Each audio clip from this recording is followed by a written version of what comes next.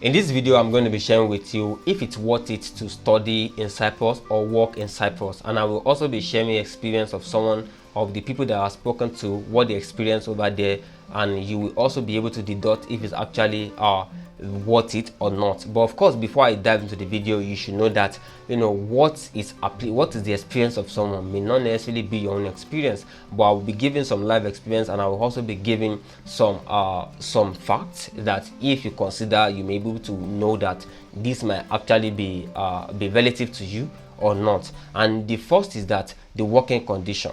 Working as a student in Cyprus is a little bit complicated. Before Cyprus even joined the European Union, students are not allowed to work. But after Cyprus joined the European Union, because of the international regulation of the European Union, students can now work in Cyprus even though they are studying. But when you want to work in Cyprus, you have to obtain another permit. Your student visa does not actually permit you to work. You have to obtain another permit, and when you obtain it, part of the requirement will be that you already have a job. And the job you can actually do are actually limited to some categories, like menial jobs and the likes. It's also a little bit hard for people to get jobs that could sustain their house rent, because there are, of course, you will see a lot of people advertise good rates, like okay, this and this in Cyprus, but the work is a little bit complicated than that. If you go really deep into the system, it's a little bit hard to actually meet up with the lifestyle that you want to live. But of course, everything is kind of better than some countries. You have electricity, you have security, and then but if you want a life that you'll be able to have enough to save and then be able to do something else with your life, then it's a little bit tough in Cyprus. And the reason why, and if you look at a scenario in Cyprus as well, the reason why many people do drug is because they don't really have opportunity to work and earn as much as they want to earn. And then you cannot owe a Turkish man, because Cyprus is actually occupied mainly by the Turkish people, and the official language is even the Turkish language. Cyprus depends on the Turkey to provide military and a lot of people, and even side by side you will see Turkey flag with the Cyprus flag in many places side by side. So Turkish are mainly the landlords of houses in Cyprus. So you cannot owe a Turkish man a rent. No, never. You cannot owe them. Of course, this is actually applicable to all over the world. But in some countries, that when you work, you get your money, and then you easily pay your house rent without going to stringent conditions.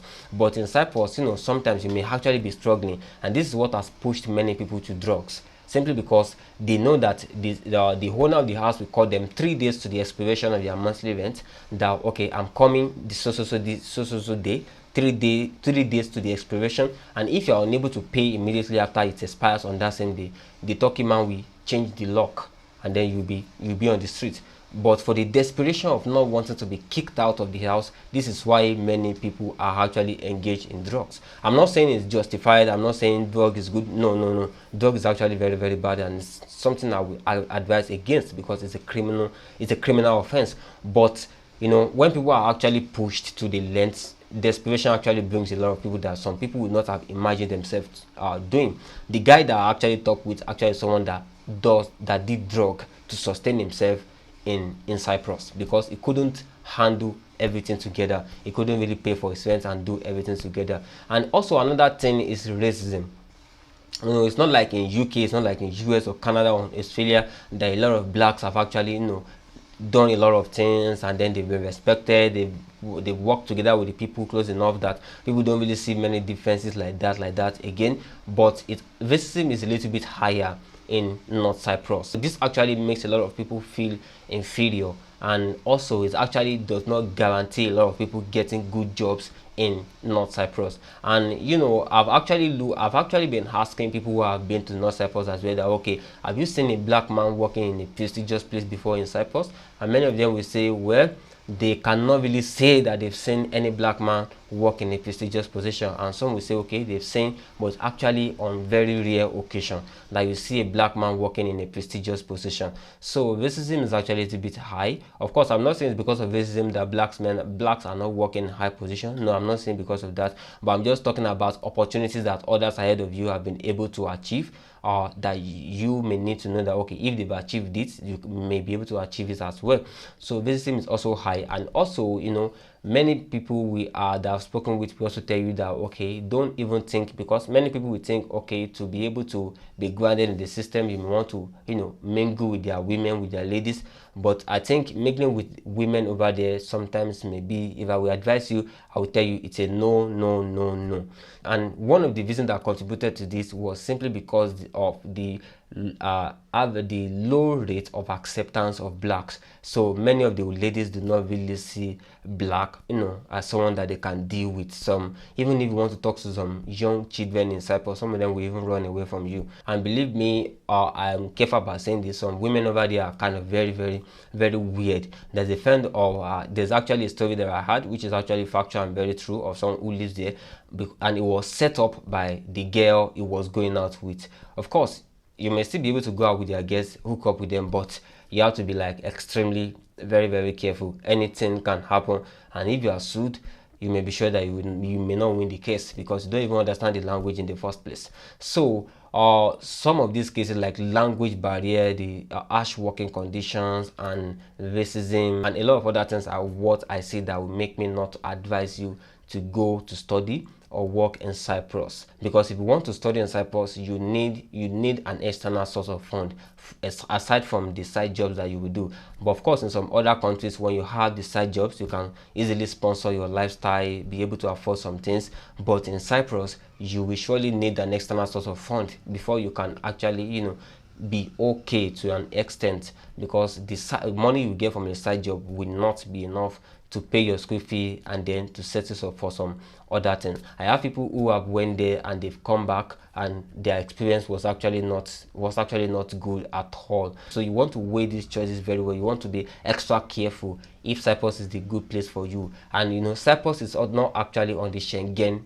It's not actually part of the Schengen agreement. And this is what brings me to what I want to tip you about, that if you want to go to a country, the first thing you may want to observe is the language, because language is very, very important. It's actually very easy for you when you go to a country that they speak the same language as you, because and especially the official language, because we interact in the office, in job spaces, with the official language. And after observing the language barrier, another thing you want to observe sometimes is the Schengen agreement.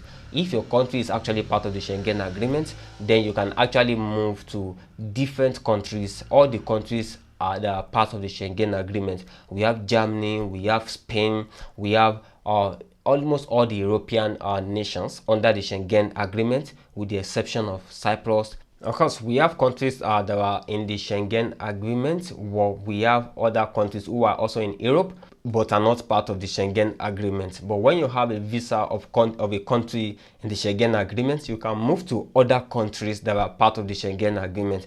And we have countries like Germany, Italy, France that are actually on the Schengen, they're actually part of the Schengen agreement.